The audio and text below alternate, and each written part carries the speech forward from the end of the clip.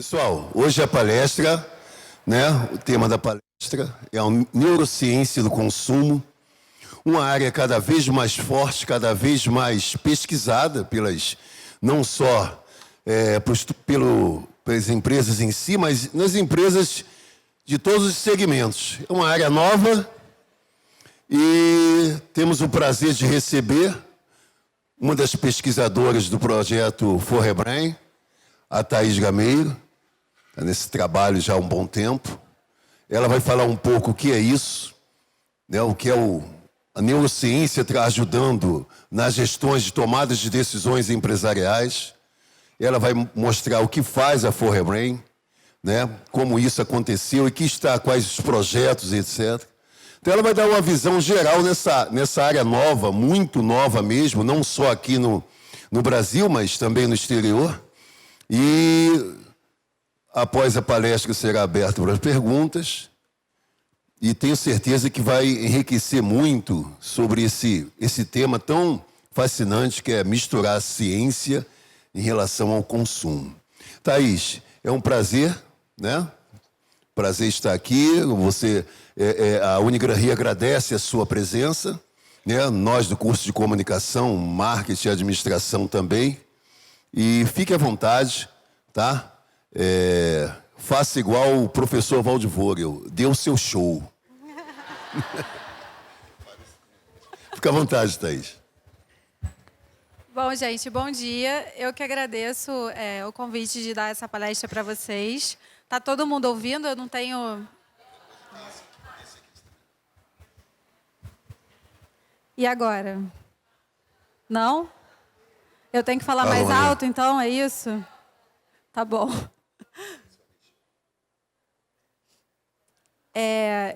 Enfim, eu agradeço o convite de dar essa palestra para vocês. Espero que vocês gostem. Ao final, quem quiser fazer pergunta, fica à vontade. Eu estou aqui para tirar qualquer dúvida que vocês tenham ao longo da palestra ou dúvidas que vocês tenham por já ter ouvido falar sobre o tema ou qualquer coisa que surja ao longo dessa apresentação. Eu vou falar, então, sobre a neurociência do consumo. Ela também é conhecida mais amplamente como neuromarketing. Alguém aqui já ouviu falar sobre neuromarketing? Levanta a mão. A minoria das pessoas, Então, a partir de agora, acho que todos vão sair daqui sabendo o que é o neuromarketing. Eu sou gerente de pesquisa na Forbrain. A Forbrain é a primeira empresa de neuromarketing do Brasil. Hoje a gente já tem outras, como eu vou mostrar para vocês. Mas nós fomos pioneiros nessa caminhada de trazer essa inovação aqui para o Brasil. Ela surgiu na incubadora de empresas da UFRJ. Hoje, já faz 5 anos que a Forbrain existe. E a gente acabou de se graduar, Então, a gente saiu da incubadora, que é um lugar onde normalmente você tem empresas de inovação que ficam lá por um tempo até elas ficarem aptas para irem para o mercado. E depois desses 5 anos, nós somos obrigados, prontos ou não, para sair de lá e seguir com a vida adiante. Felizmente, a Forbrain teve sucesso, poucas empresas saem de uma incubadora. Infelizmente, a verdade é que a maioria delas não sobrevive e acaba parando no meio do caminho antes de se graduar. Então, a gente teve sucesso e conseguiu dar esse passo à frente. Então, hoje a gente está no escritório no centro do Rio e adiante aí nessa caminhada de trazer o neuromarketing, a neurociência do consumo para o Brasil. Então, eu vou contar para vocês como é que isso começa quase que de uma forma histórica. Então, a gente tem, ao longo da história do mundo, de uma forma geral, algumas revoluções que mudaram a forma como a gente vive, mudaram a nossa vida. A primeira delas foi a Revolução Industrial, que mudou totalmente a forma das pessoas viverem e se comportarem de uma maneira geral com relação ao consumo. A Revolução Industrial trouxe uma série de mudanças na vida das pessoas. Então, a ideia de que você ter produção em larga escala, de você ter coisas padronizadas e transformar, então, aquilo que era produzido manualmente, agora passa a ser produzido de uma forma quase que escalável, trazendo toda a ideia de consumo que a gente tem hoje. Em segundo lugar, vem uma revolução que é tecnológica, que é a revolução que impactou mais as nossas vidas, né? Das pessoas que estão aqui, da nossa geração.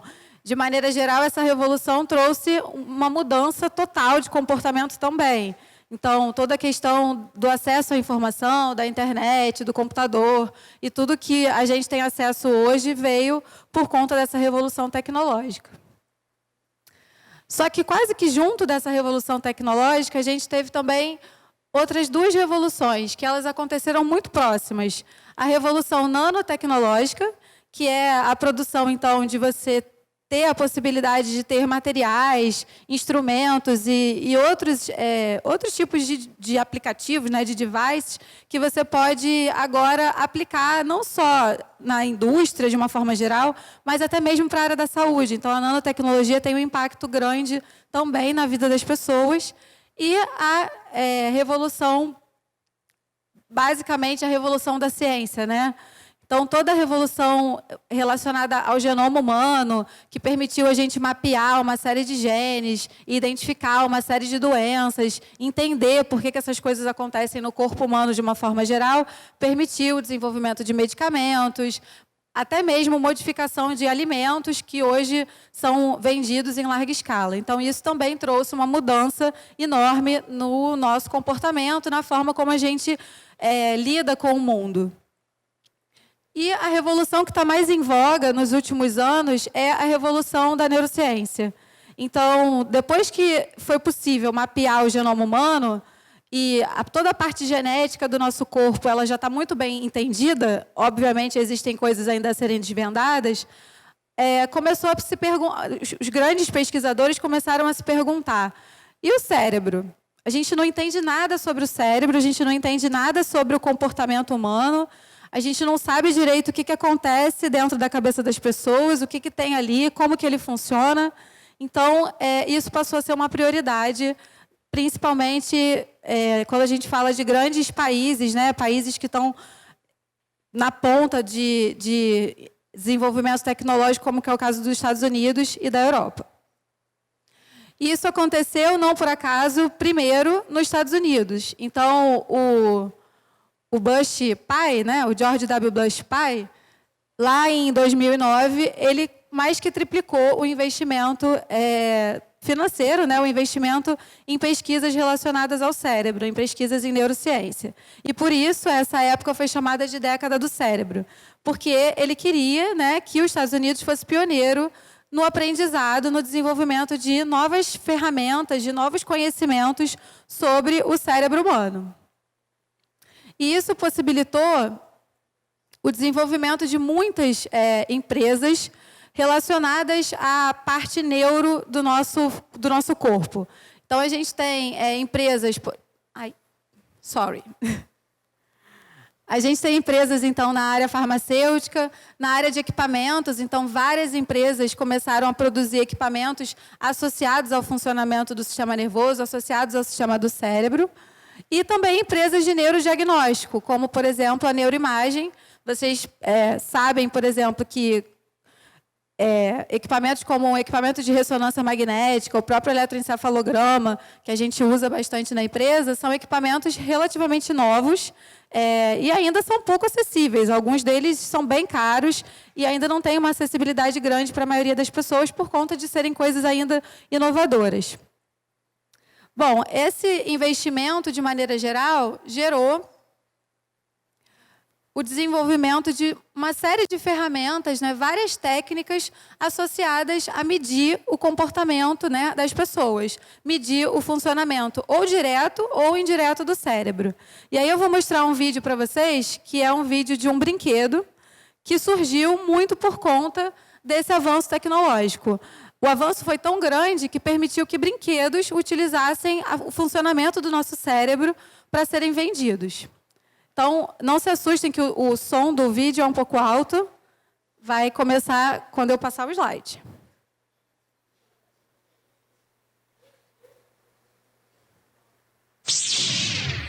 Introducing the Star Wars Force Trainer. Now you can use the awesome power. O vídeo está em inglês, mas não importa muito o áudio. O que eu quero mostrar para vocês é que esse é um brinquedo que é vendido e, basicamente, ele utiliza esse capacete que tem eletrodos que medem a atividade do cérebro do garoto e com a força do pensamento ele consegue mover a bolinha dentro do equipamento. Então ele se concentra, a concentração dele gera uma série de modificações na atividade cerebral que permite que um ventiladorzinho rode e faça com que a bolinha suba ou desça de acordo com o esforço que ele faz. É bem simples, na verdade, não é nada muito maravilhoso hoje. Mas há um tempo atrás, isso não era possível. Ninguém nem entendia como que essas coisas poderiam ser criadas ou funcionadas, porque ninguém entendia como que era a atividade do nosso cérebro, por exemplo. Então, esse brinquedo é esse aqui, se chama The Force Trainer. Então, é um equipamento bem simples e as crianças adoram, como vocês podem imaginar, porque elas realmente acham que elas estão com a força do pensamento, modificando e mudando o posicionamento da bolinha.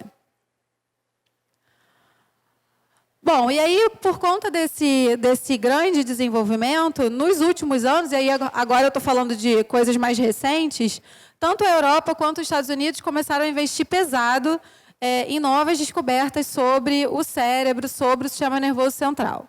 Então, esse projeto, que é o Human Brain Project, ele utiliza, então, a interação entre essas áreas para promover uma série de descobertas a respeito do funcionamento do sistema nervoso.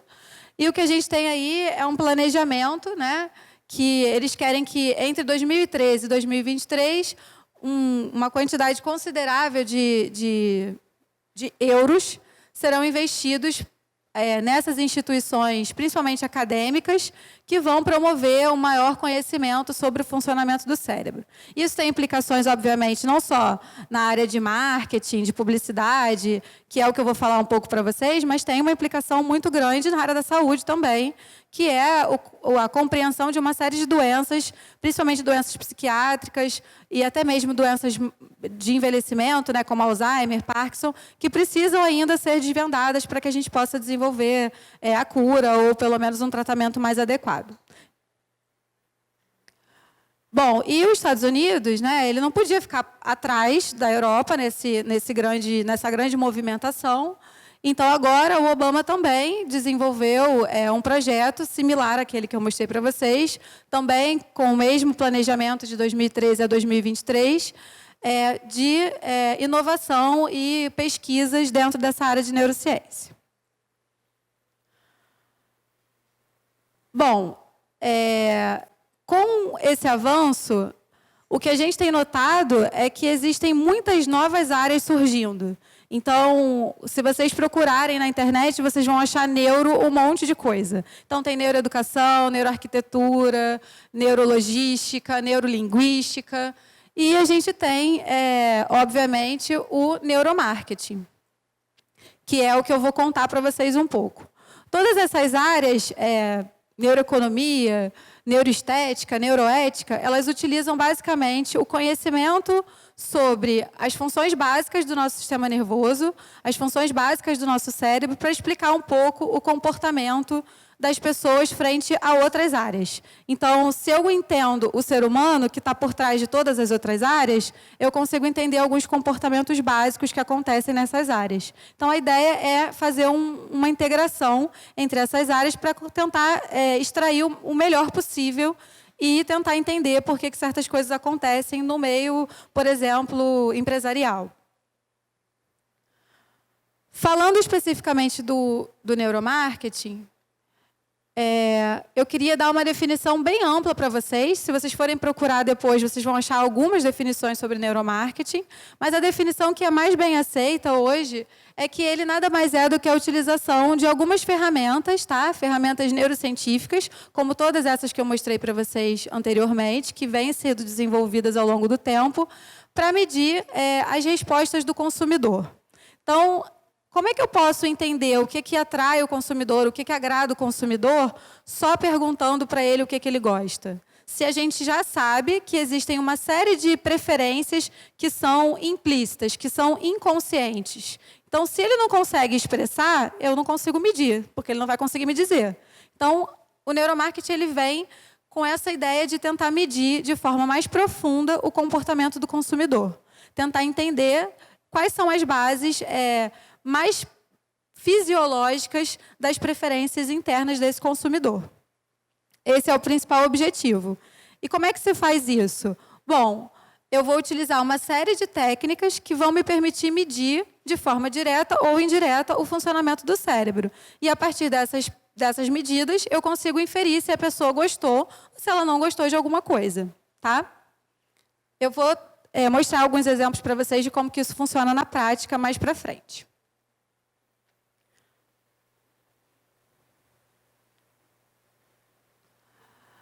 Bom, o neuromarketing ele é uma pesquisa ainda mais acadêmica do que empresarial, então existem muitas universidades ao longo do mundo aí que investem nesse tipo de pesquisa, porque eles têm interesse. Então, lá fora, principalmente Estados Unidos e Europa, como sempre, existem várias universidades, vários pesquisadores da área de economia, da área de marketing, que gosta dessa interação da neurociência e que investiga isso de forma acadêmica, sem fins lucrativos, de uma forma direta, apenas pela busca, pelo conhecimento mesmo. Mas existem também hoje, cada vez mais, empresas de neuromarketing, empresas que, de fato, oferecem serviços em neuromarketing para outras grandes empresas. Ao redor do mundo, a gente tem isso já há algum tempo. Então, a primeira empresa de neuromarketing que surgiu foi a Neurofocus. E essa empresa, ela hoje tem 15 anos de vida. Então, mesmo ela, que é a primeira do mundo, é uma empresa ainda relativamente nova. Aqui no Brasil, como eu falei para vocês, a ForBrain foi a primeira empresa e ela hoje tem 5 anos. Hoje a gente tem algumas outras empresas de neuromarketing também aqui no Brasil, principalmente em São Paulo e no Nordeste. Aqui no Rio, por enquanto, nós somos os únicos. Mas é um mercado em expansão. E aqui é só para mostrar para vocês as marcas, né? Hoje, as principais marcas que já utilizam o neuromarketing. Então, se vocês olharem o slide, vocês vão perceber que são grandes empresas. Não são empresas pequenas que utilizam esse tipo de pesquisa. Em geral, apenas empresas grandes que têm altos níveis de recursos conseguem comprar o neuromarketing como pesquisa, porque é uma pesquisa um pouco mais elaborada. E, por isso, ele é um pouco mais cara do que as pesquisas tradicionais. Cada vez mais isso vem mudando. Então, com o avanço da tecnologia, é possível a gente ter equipamentos mais baratos, é possível a gente desenvolver equipamentos aqui no Brasil. E, com isso, as pesquisas também que estão começando a cair o custo, que é interesse de todos, que cada vez mais o neuromarketing passe a ser uma pesquisa que possa ser adotada por qualquer empresa. Bom, mas eu falei bastante de neuro, né? O que vem acontecendo no mundo da neurociência ao redor do mundo ao longo do tempo. E o marketing. O que o marketing tem a ver com isso? Como que ele entra nessa brincadeira? Bom, e aí eu trouxe uma definição bastante ampla de marketing, né, que a gente encontrou lá na Associação Americana de Marketing, que define ele como sendo um conjunto de práticas, de empresas, de processos, que visam comunicar, distribuir, criar ofertas que tenham valor para consumidores, clientes, parceiros e para a sociedade como um todo. Então, a palavra central nessa frase é o valor. Eu preciso criar, eu preciso distribuir, eu preciso comunicar coisas, ofertas, produtos, serviços que tenham valor para o meu cliente, para o consumidor. Que tenham valor para o consumidor e que tenham valor para a sociedade como um todo. Não adianta eu criar uma coisa que ninguém quer. Não faz sentido, ninguém vai comprar, por mais que eu tenha uma ótima campanha publicitária, por exemplo. O meu produto, ele precisa, em primeiro lugar, atender a necessidade de alguém. Responder às necessidades de algum tipo de consumidor. E aí eu vou contar para vocês... Vocês já devem ter percebido que eu gosto de históricos. Eu vou contar para vocês como é que funcionou um pouco o histórico do marketing de uma visão um pouco mais ampla também. Então, eu vou contar essa história utilizando o café como exemplo. O café, logo no começo, lá nos primórdios, ele começou a ser vendido como grão. Ele era um grão torrado, né? E as pessoas compravam ele e moíam o grão em casa. Hoje em dia tem gente que faz isso também.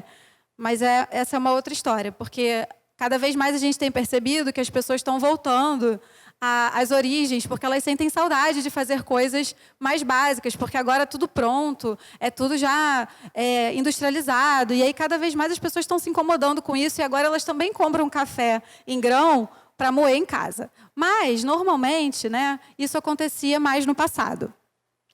E aí, depois, o café começou a ser vendido já embaladinho, moído, pronto para você colocar na cafeteira ou lá no seu coador, passar água quente e fazer o café na sua casa, já com muito mais praticidade. Bom, e aí, por último, né, aparentemente por último, a gente começou a ver o café como um serviço. Então, agora eu não preciso nem mais fazer em casa. Eu posso ir na esquina, num lugar onde vai ter café, vai ter pão de queijo, vai ter uma broa, vai ter um bolo, e eu tomo café ali rapidinho. Então, isso aqui passou a ter mais valor do que o primeiro. Então, é muito mais caro tomar café no lugar que faz café para mim do que fazer o café na minha casa. Mas eu prefiro, porque é mais prático, porque é melhor, porque eu tenho um ganho ali, né? Eu posso comprar outras coisas e etc. Só que o que a gente está percebendo cada vez mais é que hoje existe um novo conceito de serviço, que é o conceito Starbucks, no caso aqui do café. Então, na Starbucks, eu não tenho só o café, o bolo e vários tipos de cappuccinos frios, quentes, etc. Eu tenho a experiência de estar numa Starbucks. Porque na Starbucks eles escrevem o meu nome no copo. Porque na Starbucks eles me chamam pelo nome quando o meu pedido está pronto. E lá eu tenho Wi-Fi, eu posso trabalhar lá se eu quiser. Eu posso levar meu computador e ficar sentada lá, que é um ambiente super aconchegante, e fazer várias coisas lá dentro. E eu posso tomar um ou vários cafés. E eu posso até almoçar lá se eu quiser. Então, isso não é mais o que a gente estava vendo aqui. Isso aqui não é um conceito de produto, é um conceito de experiência. E hoje, o que a gente está vendo é que o marketing é um marketing de experiência. A gente precisa promover experiência para o consumidor. Porque eu tenho a Café do Ponto, mas eu tenho o Rei do Mate, mas eu tenho o café não sei o quê. Eu tenho vários tipos de cafés. Mas por que eu vou escolher um e vou escolher o outro? Se, na verdade, o preço do café não varia tanto assim. Tem um motivo que me faz ir na Starbucks ou ir aqui. E esse motivo é a experiência. Bom, então, resumindo o que eu falei para vocês, o que a gente tinha no passado, né, o ontem, é que os produtos eram vendidos de acordo com seus benefícios. Então, eu tenho um produto que se propõe a fazer alguma coisa e esse é o benefício dele. Então, se eu compro sabão em pó, eu quero um sabão em pó porque eu quero que ele deixe minha roupa branca. E isso era o que servia no passado. Isso era o suficiente. Só que hoje, com a grande variedade de produtos muito parecidos, e a gente sabe que isso acontece, a gente vai no mercado e fica sem saber qual produto escolher, porque, na verdade, eles são tão parecidos entre si, que o que me faz escolher um ou outro não é mais se a minha roupa vai ficar branca, porque, provavelmente, se eu usar qualquer um, ela vai ficar branca. Mas é a experiência que essa marca me traz, principalmente a marca. Então, eu preciso agora vender experiências que são memoráveis, experiências que fazem com que o consumidor prefira uma coisa e não outra. E isso não vai ser só o preço. Eu não estou falando aqui que o preço não é importante, tá? É óbvio que existem diversos fatores, mas a experiência tem sido um dos mais importantes cada vez mais para o consumidor. Então, hoje, o que a gente está vendo é o marketing de emoção.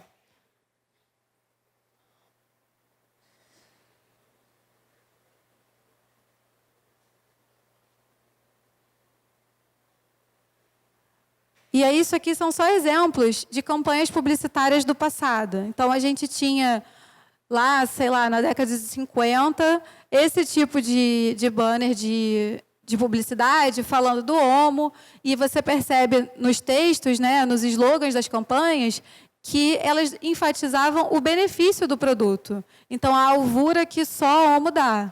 A Coca-Cola, ela é refrescante e ela é gostosa. Então, eu estou me referindo aos benefícios diretos desse produto. Mas, quando eu falo hoje a Omo ela não faz mais isso. A campanha da Omo é porque se sujar faz bem.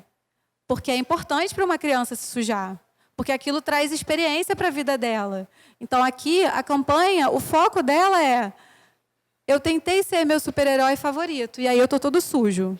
Então, isso traz um conceito emocional. Não é mais porque tem que ficar branco. Eu não preciso mais falar que é branco. Agora eu tenho que falar qual que é a experiência que a minha marca está proporcionando para você. E a Coca-Cola, todos conhecem o slogan, abra a felicidade. Não é refrescante, gostoso. É abra a felicidade. E felicidade é uma emoção. E aí, cada vez mais, a gente vê que as marcas, elas estão se esforçando, né? As grandes marcas, elas estão se esforçando para promover experiência, seja na loja. Então, agora, a minha loja vai ser quase um spa.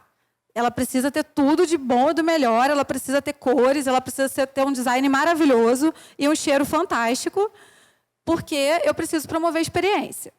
Eu preciso fazer ações que tragam o consumidor para perto de mim. Então, não só na minha loja, mas eu promovo campanhas, faço ações em lugares específicos para atrair o consumidor. E aí, um exemplo muito bom disso é o Red Bull, que vive envolvido em uma série de eventos que vocês com certeza ouvem falar, relacionados a uma promoção de experiência. É óbvio que a marca, nesse momento, não está ali com o interesse único de vender produto, vender mais produtos, porque o Red Bull é ótimo. Ela está ali querendo causar uma experiência memorável, porque nunca mais as pessoas vão esquecer da marca Red Bull, depois que ela fez tantos eventos tão fantásticos quanto esses que a gente vê eles promovendo.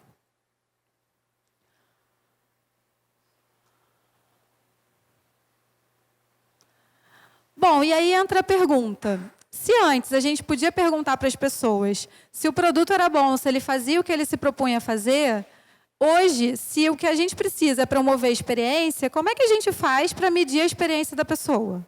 Como é que a gente faz para medir a resposta emocional que uma marca, que um produto, que uma campanha promove? Bom, a gente pode, obviamente, perguntar para as pessoas. Essa opção existe e ela é importante, porque mesmo as ferramentas neurocientíficas não são capazes de responder todas as perguntas. Então, uma forma, né, da gente saber a experiência do consumidor é perguntando para ele. E aí existem várias formas de você fazer essas perguntas. Existe a pesquisa qualitativa, onde você pode fazer uma entrevista individual com a pessoa, você pode fazer uma entrevista com um grupo, e aí você coloca lá um produto, ou passa para ele um filme, e aí você pergunta para eles qual que é a opinião deles, o que eles acharam. E isso traz uma série de informações relevantes também. Você tem as pesquisas quantitativas, que aí elas vão te dar uma pesquisa de opinião, né? Então, você pode fazer hoje em dia pela internet, você pode passar questionários para milhares de pessoas, fazer uma análise estatística e ter um resultado também importante com relação à opinião das pessoas sobre um produto, uma marca, um serviço, por exemplo. Mas o problema dessas pesquisas, a limitação desse tipo de pesquisa que pergunta diretamente para o consumidor, é um problema que já tinha sido levantado por um grande publicitário, que é o David Ogilvy. E o que ele disse é que, assim, os consumidores, eles não pensam em como eles se sentem, eles não dizem o que eles pensam e eles não fazem o que eles dizem que fazem. E isso é um problema que ocorre naturalmente. Então, hoje, com a experiência que eu tenho de lidar com grandes empresas, o que a gente vê cada vez mais é as empresas frustradas porque gastaram muito dinheiro em pesquisas que não conseguiram responder ao problema delas. Então, elas investem, elas gastam dinheiro com campanhas, com produtos, e elas, às vezes, não têm o retorno esperado. E isso porque nem sempre as pesquisas conseguem ser assertivas o suficiente, dependendo da pergunta que a empresa tem. Bom, então, o que acontece com isso é um grande desperdício de dinheiro, como eu estava falando para vocês. E aí tem algumas informações interessantes, por exemplo, de que a cada ano você tem 80% dos novos produtos que são lançados sendo descontinuados do mercado porque eles não tiveram sucesso.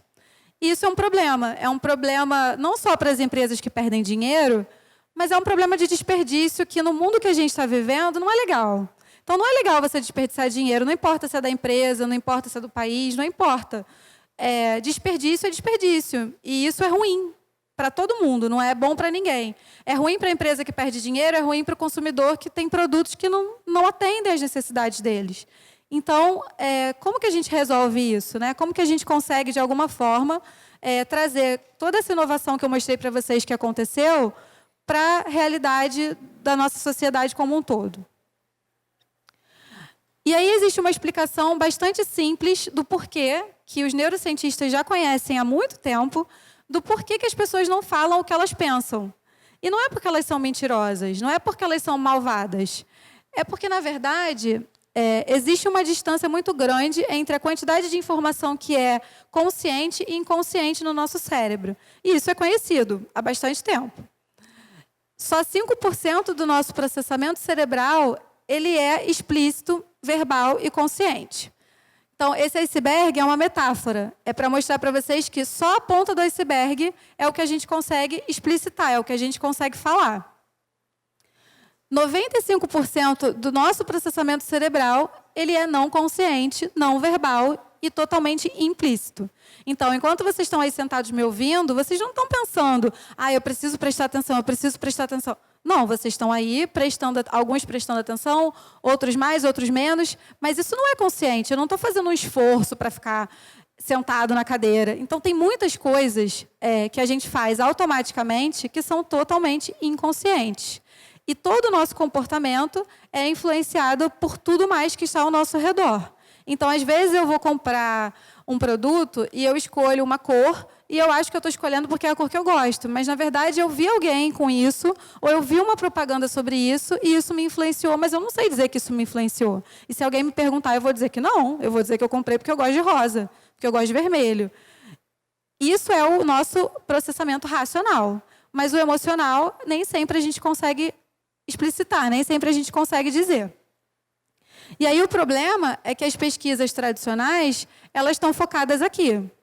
E elas conseguem extrair informações que são muito importantes, porque tem certas perguntas que só perguntando mesmo para a pessoa, para saber o que ela acha. Então, se eu quero saber se ela entendeu um conceito, eu não tenho como medir isso, eu preciso perguntar, você entendeu? O que você entendeu?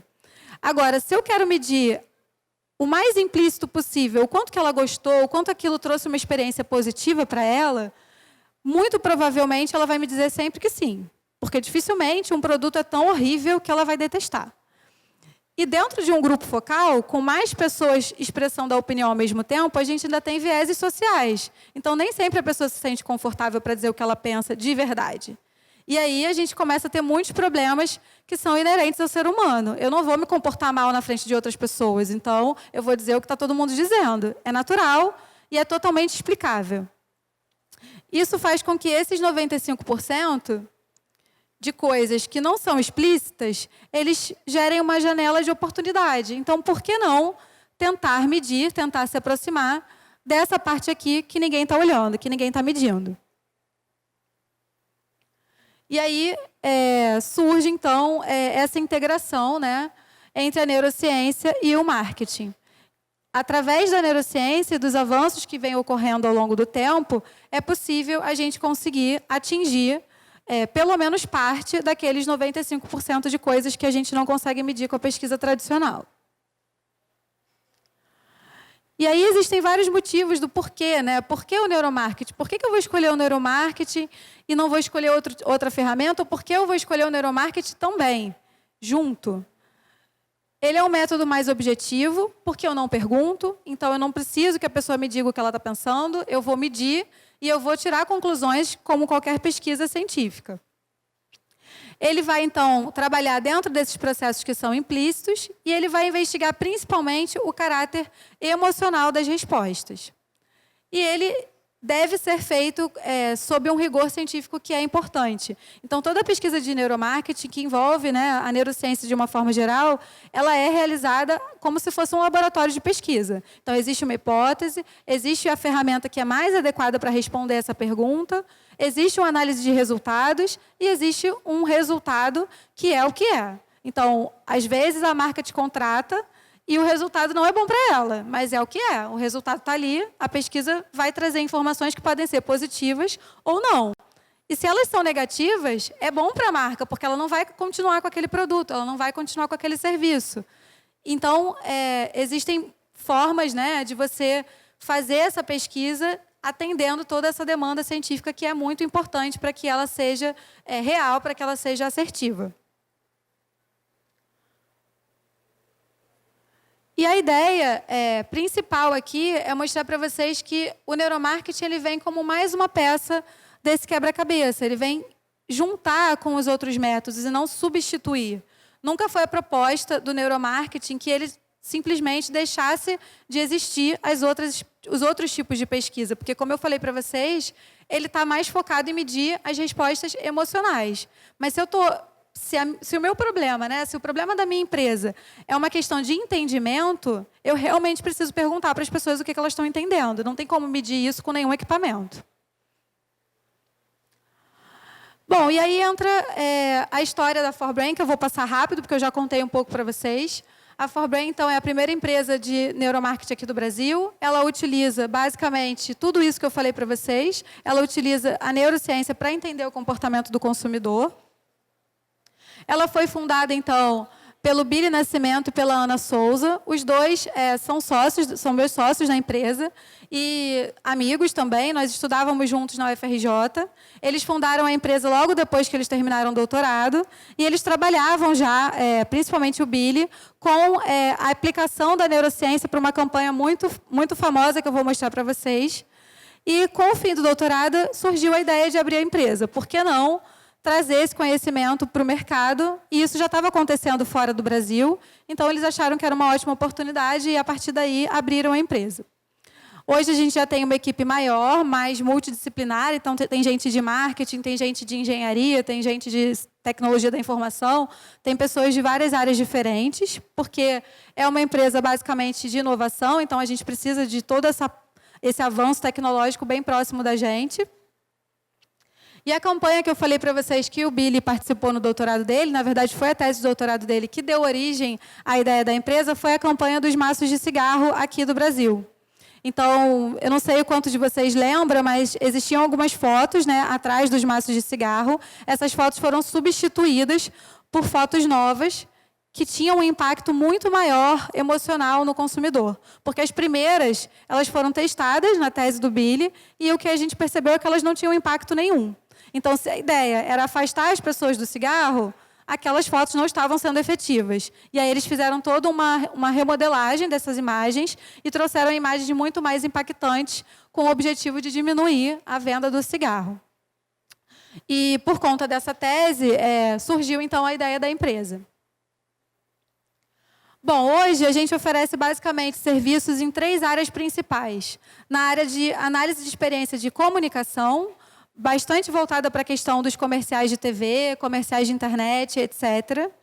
Análise da experiência de consumo, onde eu posso testar produtos, né, produtos mesmo.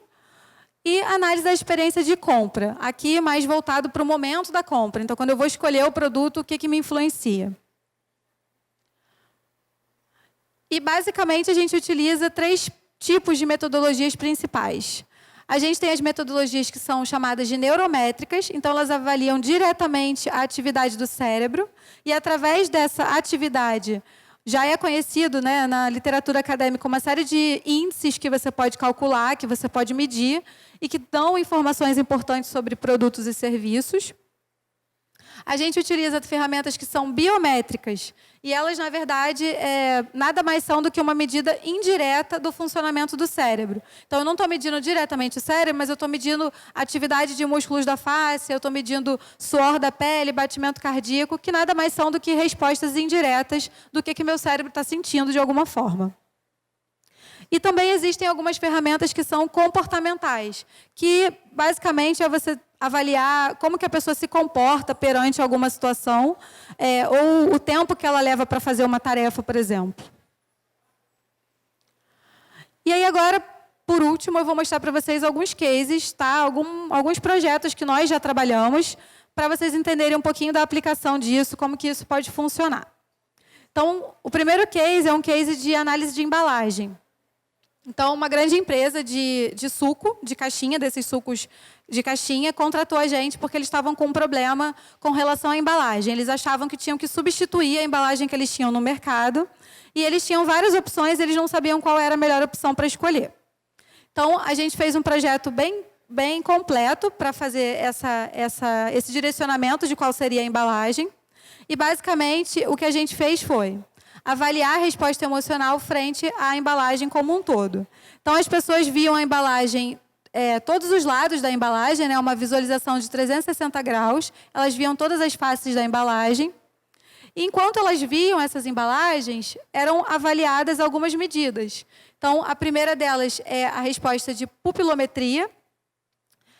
Eu peço desculpa porque está em inglês, eu esqueci de traduzir, mas eu vou falando para vocês. Essa resposta de pupilometria é a resposta de intensidade emocional. Então, o produto, ele de alguma forma me engaja emocionalmente? Ele tem uma resposta que me deixa mais ou menos ativado com relação ao que eu estou vendo? É uma resposta de intensidade. Só que junto dessa resposta de intensidade, eu preciso saber se essa resposta foi positiva ou negativa. Porque eu posso ter uma resposta de alta intensidade emocional que é ruim, ou uma resposta de alta intensidade emocional que é boa. Então, eu preciso saber para que lado isso está pendendo. E aí, para isso, a gente usa a eletromiografia facial, que mede 2 músculos principais. O músculo do sorriso, que fica aqui nas nossas bochechas, e um músculo que chama corrugador, que fica aqui, que é esse que faz essa cara de brava, assim, ou de que não está gostando. Então, a atividade desses 2 músculos é muito estudada e basicamente é uma medida do quanto que aquilo é positivo ou negativo. É uma medida hedônica. E a gente também fez uma análise de visualização. Então, além de me provocar uma resposta emocional positiva, como que essa embalagem está sendo visualizada pelas pessoas? Quais são as áreas da embalagem mais interessantes? O que engaja mais as pessoas na embalagem? Que informação está sendo negligenciada? O que as pessoas não estão vendo e deveriam ver? Então, através dessas 3 métricas, a gente conseguiu avaliar tanto a resposta emocional quanto a resposta de visualização da embalagem como um todo. E aí, rapidamente, os resultados. O que a gente viu foi o seguinte.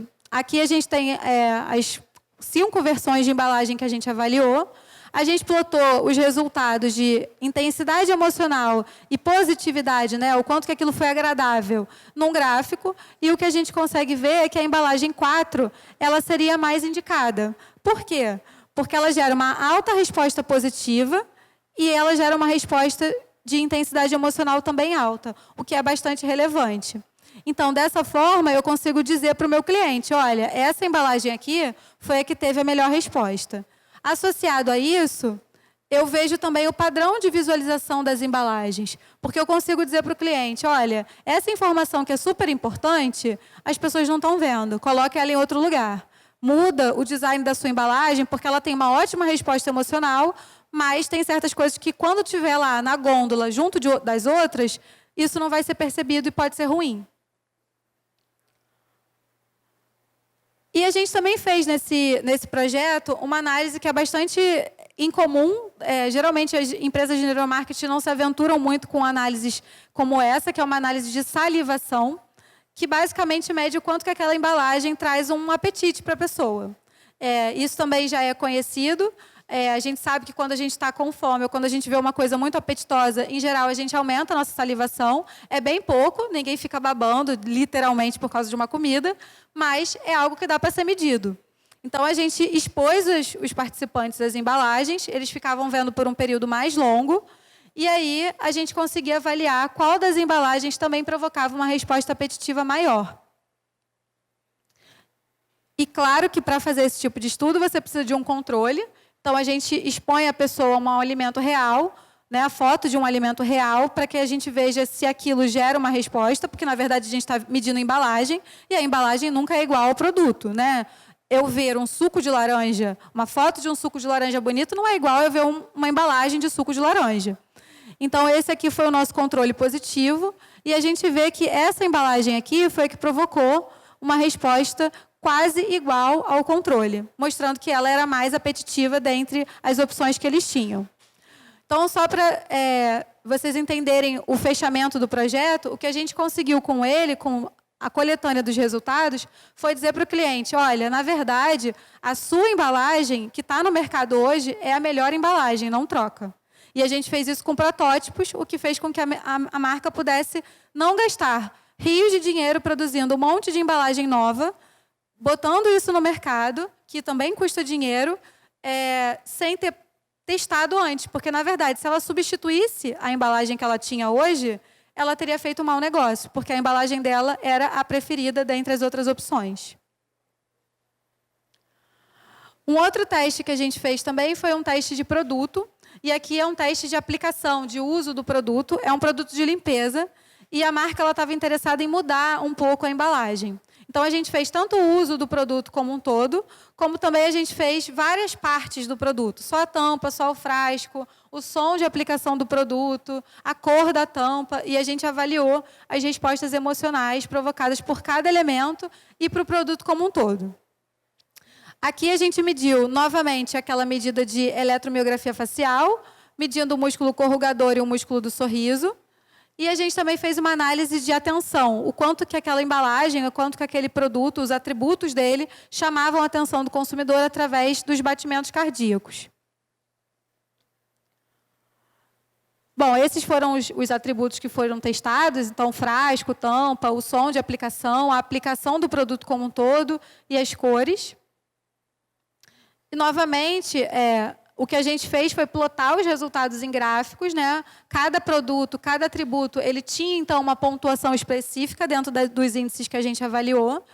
E o que a gente percebe é que esse produto se destaca, né? Então, aqui, as pessoas estão só olhando para o atributo frasco, e ele tem uma resposta bastante diferenciada dos demais. E quando a pessoa manuseia esse frasco, porque ela fazia em 2 etapas, ela só olhava e depois ela manuseava. Quando ela manuseava, havia uma diferença. Então, o vermelho continuava sendo bom, mas esse aqui, que antes não se destacava muito, no momento do manuseio passou a ter uma resposta positiva também. Então, isso é legal porque também mostra o quanto que o atributo pode impactar só olhando ou manuseando, dependendo do tipo de produto. Então, nesse projeto, foi bem interessante porque a gente conseguiu instruir o cliente a montar a sua embalagem de uma forma nova, que provavelmente será a forma mais eficiente frente à forma antiga que ele tinha. Bom, e aí, por último mesmo, eu vou mostrar para vocês, bem rapidinho, alguns cases sobre a análise de comunicação. Então, a ForBrain, ela tem um produto que chama Brain, não é à toa, né? Tudo relacionado ao cérebro nessa empresa, que chama Brazilian Advertising Investigation in Neuromarketing. Nada mais é do que uma análise de comunicação em TV.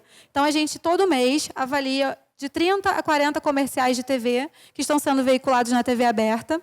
E a gente consegue, através de algumas medidas diretas do cérebro, né, da atividade elétrica do cérebro, fazer uma análise desses comerciais para ver quais são mais efetivos ou menos efetivos.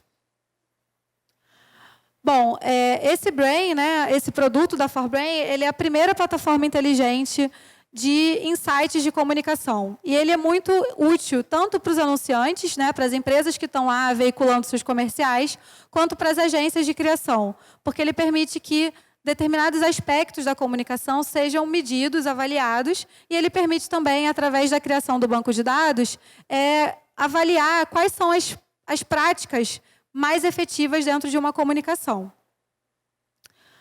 Como é que a gente faz isso? A gente, todo mês, então, avalia 60 pessoas. Essas pessoas assistem um programa de TV, então elas não sabem que estão avaliando comercial. Elas são convidadas para assistir um documentário. E elas, como qualquer programa de TV, têm um break comercial no meio. A gente avalia, então, com o eletroencefalograma, medidas de atenção, motivação e memória. Eu vou explicar um pouquinho melhor depois. E a gente também avalia o eye tracking, que é aquele que monitora para onde que a pessoa está olhando, e com isso eu consigo ver o que no vídeo chamou mais ou menos a atenção visual dela. Esses dados, eles são, enfim, analisados, processados, tem uma série de passos, e eles vão para uma plataforma online que o nosso cliente tem acesso. Então, a gente dá para o cliente um login, uma senha, ele entra na plataforma e ele tem todos os dados do filme dele lá. A gente avalia, como eu falei para vocês, os índices de atenção. Atenção é atenção mesmo, como a gente está acostumado. Então, quanto que aquele filme foi capaz de chamar a minha atenção, de engajar a minha atenção enquanto eu estava assistindo. A motivação é um índice de agradabilidade. Então, o quanto aquele filme foi positivo ou negativo. Então, quanto mais para cima o índice de motivação, mais agradável foi aquela cena ou aquele filme. Quanto mais para baixo, mais negativa foi a minha percepção daquele filme, daquela cena. A memória vai avaliar, então, o quanto aquele estímulo, o quanto aquelas cenas, aquelas informações, elas tiveram a chance de serem armazenadas na minha memória. Então, aqui eu não estou medindo lembrança, eu estou medindo a probabilidade dessa informação ser armazenada no meu cérebro e ser lembrada no futuro. Tá? Basicamente, esses 3 índices, eles vão construir, então, uma análise que é bastante rica, porque eu consigo ver cena a cena o que está acontecendo. Então, eu consigo, por exemplo, instruir o cliente, se ele precisa fazer uma versão de 15 segundos do comercial dele, porque é mais barato, porque é melhor colocar essa versão mais vezes, eu posso dizer para ele quais são as cenas que são mais impactantes, que geraram uma resposta mais positiva, mais engajante e etc. Hoje a gente tem um banco de dados desses filmes, de mais de 500 filmes avaliados, então a gente faz isso desde 2013, e por isso a gente tem o maior banco de dados de análise publicitária em neurociência, que a gente tem conhecimento, e a gente avalia setores diferentes da economia, então tem comercial de áreas de alimentação, de telecomunicações, setor farmacêutico, uma série de setores que compõem esse break comercial para ficar mais próximo da realidade possível.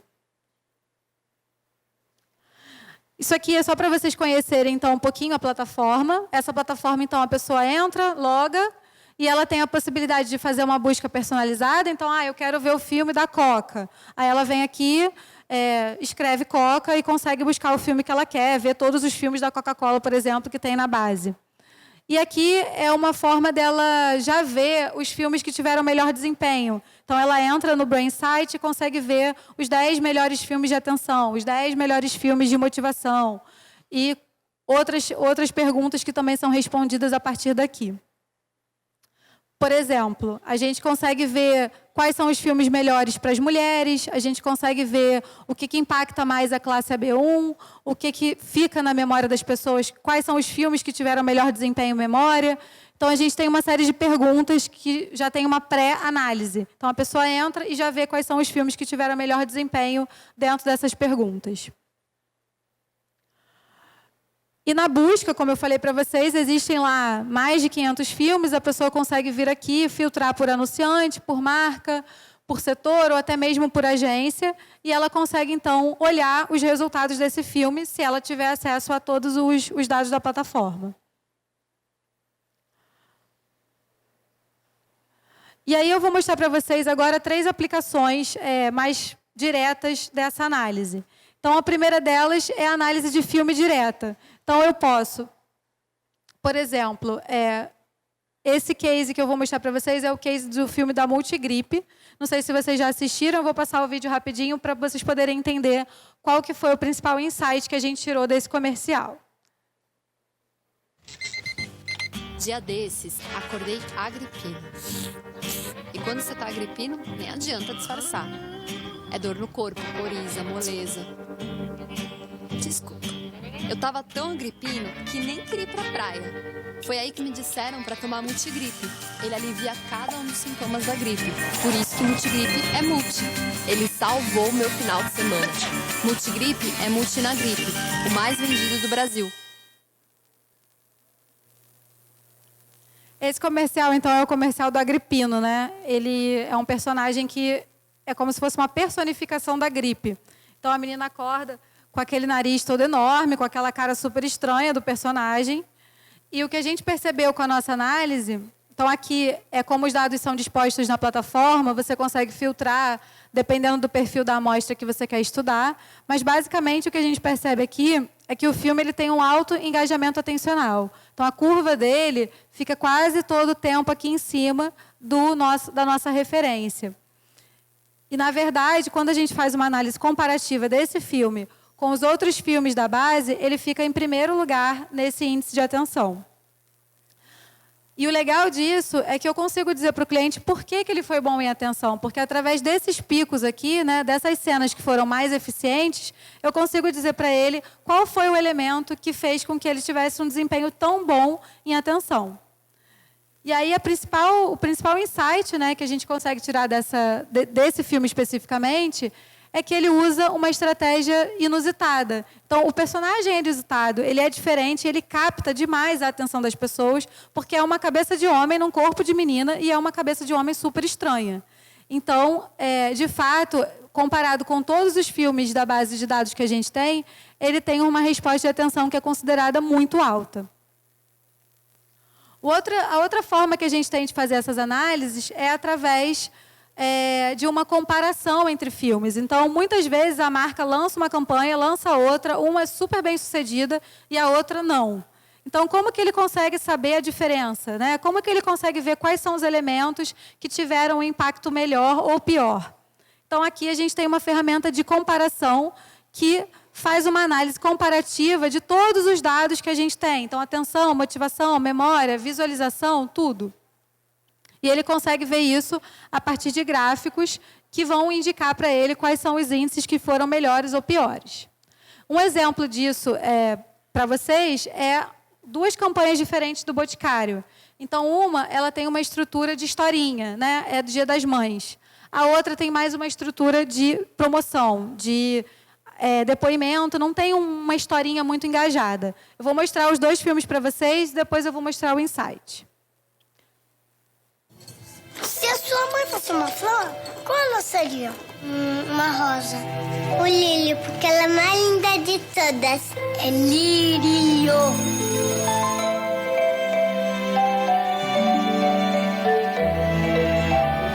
Mamãe comprou uma flor tão linda quanto você.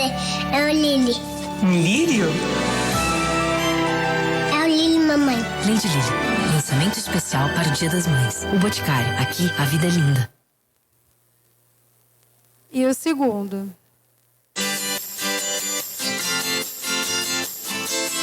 Um presente todo dia? Sou alguém muito apaixonado. Tipo, muito. Meu futuro marido? O meu namorado que não é, definitivamente. Não é mesmo? Um presente todo dia? Adoraria descobrir. Alguém apaixonado, né? Lógico. Alguém apaixonadíssimo. Promoção Ganhe Presentes todos os dias com o Boticário. Na compra de um kit presente ou fragrância, você pode ganhar presentes todos os dias durante o ano. Sim, nós somos apaixonados por você. Bom, e o resultado desses filmes no nosso banco de dados foi o seguinte. O primeiro filme, ele teve uma motivação muito positiva, ou seja, ele gerou uma resposta emocional super engajante, super positiva nas pessoas. O segundo filme, ele teve uma resposta de memória super alta. Então, você vê que a setinha está aqui, ó, quase furando o gráfico. O mais legal de você fazer esse tipo de análise comparativa é entender qual que é o objetivo de cada campanha. Porque cada índice desse ele tem uma aplicação direta de acordo com o objetivo que a campanha tem. Então, o primeiro era claramente um filme motivacional. Era Dia das Mães, eles queriam trazer uma historinha que emocionasse as pessoas. Então, ponto para ele gerou uma motivação super positiva. O segundo filme era o filme de uma promoção. Era o filme de algo que eles queriam que as pessoas fossem até a loja para poder, enfim, participar dessa promoção e ganhar um presente por dia durante um ano. Então, para esse segundo filme, ter uma resposta de memória alta era extremamente importante, porque se não ficasse na memória das pessoas, dificilmente teria o chamariz que eles gostariam que tivesse. Então, essas comparações, elas permitem que a gente entenda quais são os pontos fortes e fracos das campanhas e permite que a gente consiga também fazer uma análise crítica de qual que era o objetivo do filme e se ele atingiu ou não o objetivo que ele tinha no começo. Tá? E, por fim, esse já é o último case.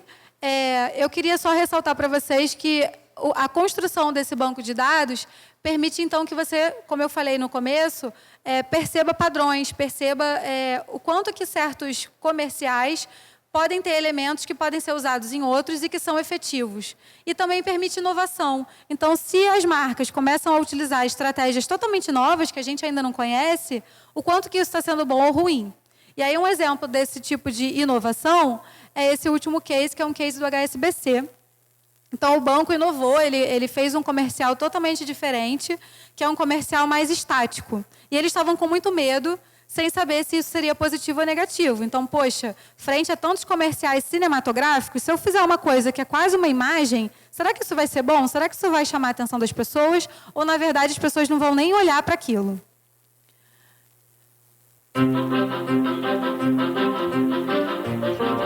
Clientes HSBC pagam em até 48 vezes, com taxas reduzidas e a primeira parcela só depois da Páscoa. Imagine só o que você pode fazer com o crédito parcelado do HSBC. Bom, esse tipo de filme chama Cinemagraphs. E ele basicamente é uma imagem que só parte dela se mexe. Então, ali vocês viram que o cabelo da moça mexia um pouco e o papel. só. O resto não se movimenta, não tem muita fala e tal. E o filme... O filme foi super bom em chamar a atenção das pessoas. Então, de novo, ele fica em primeiro lugar do mês que ele foi avaliado. Então, cada mês a gente faz um ranking. E no mês que ele foi avaliado, ele foi o melhor de atenção. E vocês percebam que a curva dele fica totalmente aqui em cima, quase que durante todo o tempo. Apesar de ser um filme com uma estratégia totalmente diferente. Então, isso foi super positivo para o cliente, né? Ele conseguir perceber que a inovação que ele trouxe foi positiva. E aí, de novo, mostrando o gráfico de atenção com relação a toda a base. Bom, então eu vou terminar a minha palestra com essa frase aqui para vocês. O objetivo principal da ForBrain é que a gente consiga trazer a neurociência de forma mais acessível, não só para as empresas. Então, hoje a empresa tem foco na parte de consumo, de marketing, mas, obviamente, a neurociência tem aplicações em diversas áreas, como vocês viram, e é nosso objetivo que a gente possa estar trazendo essas informações para todas as áreas que forem possíveis e, principalmente, hoje, dentro dessa área de marketing, ajudando as empresas a trazerem produtos e campanhas que sejam mais agradáveis, positivas para o consumidor. Se vocês tiverem dúvidas, fiquem à vontade.